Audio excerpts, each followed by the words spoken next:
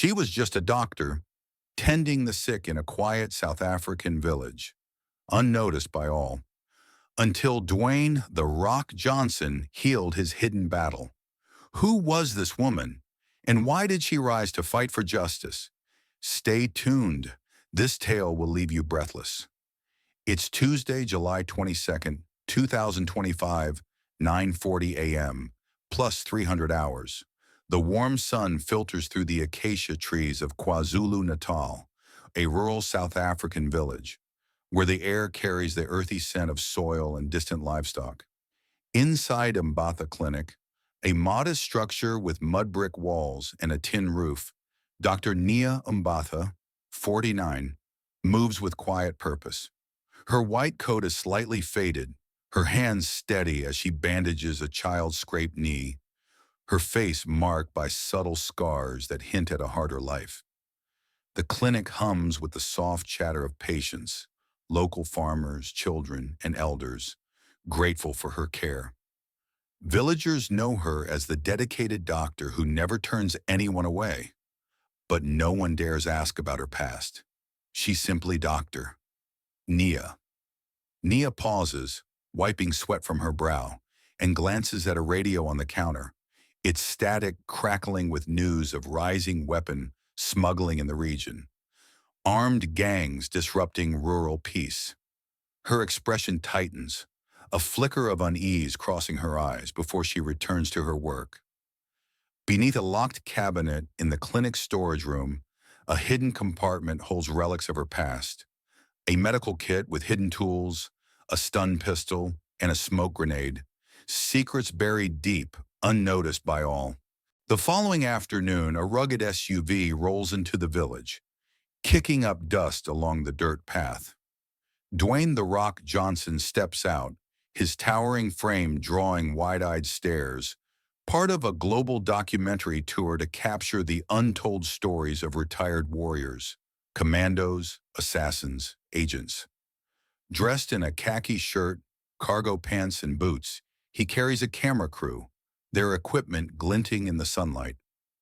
Villagers gather, whispering in awe, as children peek from behind their mothers. Nia, organizing supplies in the clinic, steps outside, offering a reserved nod. "Welcome," she says, her voice calm but measured. Dwayne approaches, the village's vibrant energy enveloping him, and watches Nia tend to a patient with practiced efficiency. He notices her quick, precise movements and the faint scars peeking from her sleeves. There's more to this doctor, he thinks, his curiosity piqued. Nia hands him a small pouch of dried herbs, her own blend for tea, its aroma rich and soothing. Dwayne thanks her, sensing a depth in her steady gaze, a story waiting to be told, as he signals his crew to set up. Night descends and chaos erupts. A weapon-smuggling gang, masked and heavily armed, storms the village market, their trucks rumbling through the streets. They seize the clinic as a staging point, taking villagers hostage and barricading the doors, their shouts mingling with the cries of the trapped. Gunfire punctuates the air, police sirens faint and distant. Naya, finishing a late consultation, hears the commotion and rushes to the window. A smuggler bursts in, aiming a rifle, demanding she stay silent. Nia reacts with startling speed. Grabbing a scalpel from her tray, she slashes at the thug's wrist, the rifle clattering to the floor. As more smugglers advance, she ducks into the storage room, unlocking the hidden cabinet with a trembling hand. Inside, she finds a modified medical kit with concealed syringes, a stun pistol, and a smoke grenade, tools from her covert days. Arming herself, she moves with precision, injecting a sedative into one attacker, stunning another with the pistol, and deploying the grenade to obscure the room in a thick haze. She drags a hostage to safety behind the counter, her breath ragged, heart pounding. Dwayne, observing from a distance with his crew, mutters, "This woman's a warrior." his admiration growing as he prepares to intervene.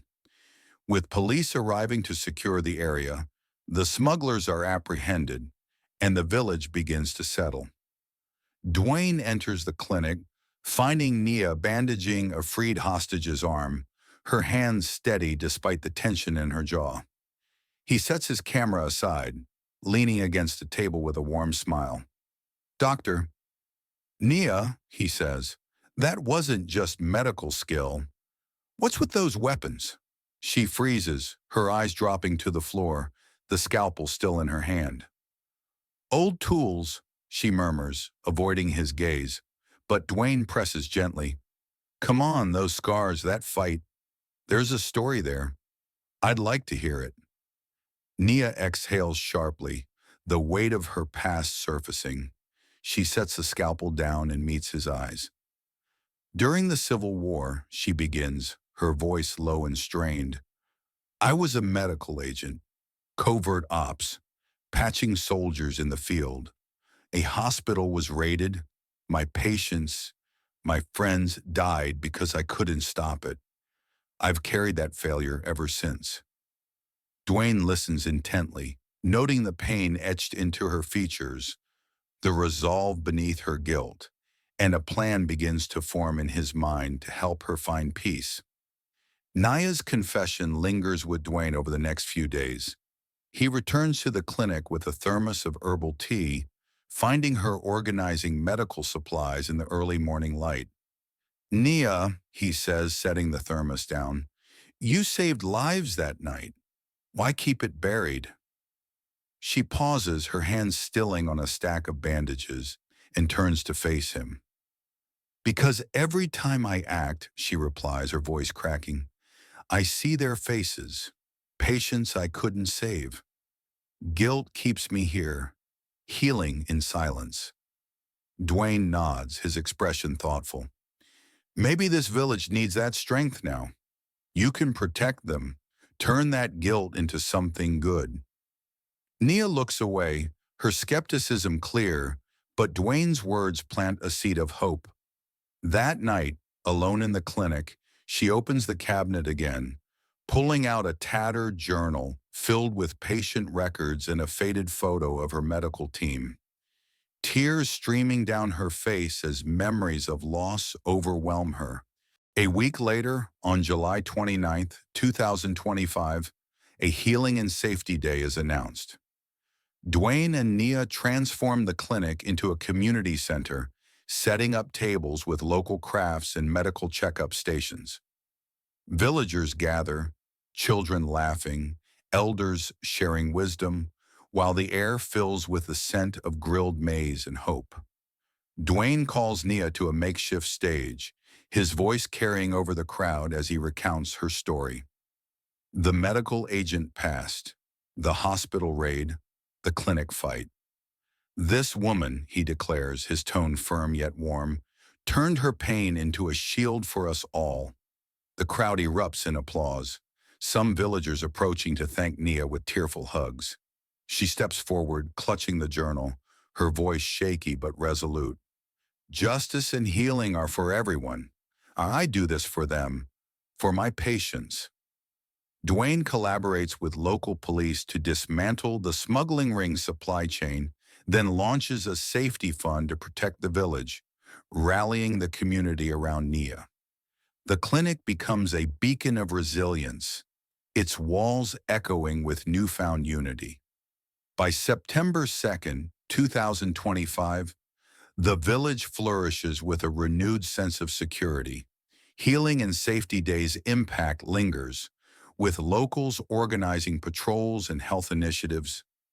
Nia continues her work, her scars a silent testament to her past, but her spirit now carries a quiet strength. Dwayne visits to bid farewell, presenting her with a hand-carved stethoscope handle engraved with healer. "This is yours," he says, his eyes reflecting pride. Nia takes it, her fingers tracing the inscription, whispering, "Thank you," as emotion swells within her. The narrative closes with the village's unity solidified, Nia's redemption fostering a safer healthier future. Dwayne's voiceover seals it.